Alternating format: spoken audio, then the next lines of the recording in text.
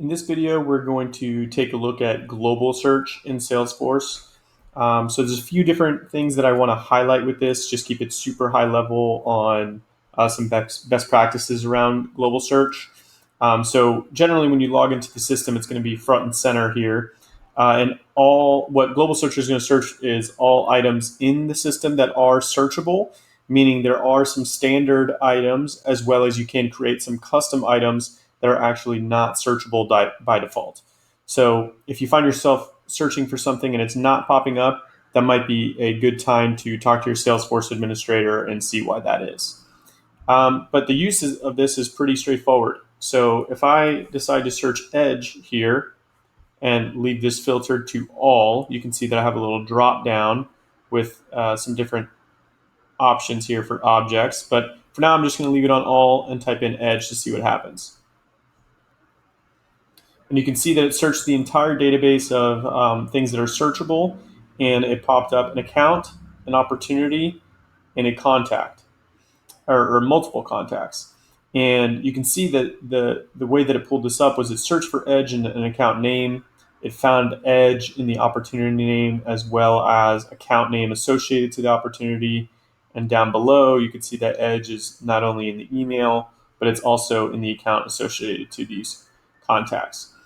So let's say I wanted to get a little bit more specific and I only wanted to look for contacts that are at the Edge account.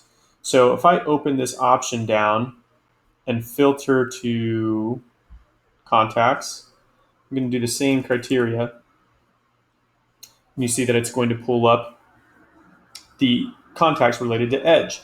I now have a refine by area on my left side as well. So there could be instances, or you might be at an organization that has 50, 100 different contacts at Edge Communications, or whatever example of account you're looking for.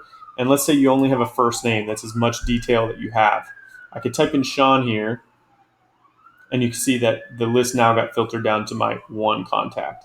So so far we looked at the all setting, which means it's going to search the entire database. You can filter down to other objects. And then once you're at that filter, you can even use the refine by on the left side. So another thing here is, let's say I'm searching for Edge and I return my values from my first search. There's going to be certain characteristics that are listed here on the page that may or may not be relevant to me.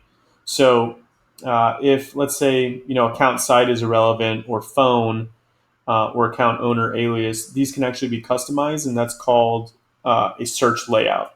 So if you find yourself constantly searching for things and need to have access information at a glance, and this isn't set up the way you'd like, then you can speak to your admin and say, hey, we need to customize these search layouts so when I search for certain things using global search, I'm able to see some different fields. And that's a high-level overview of global search.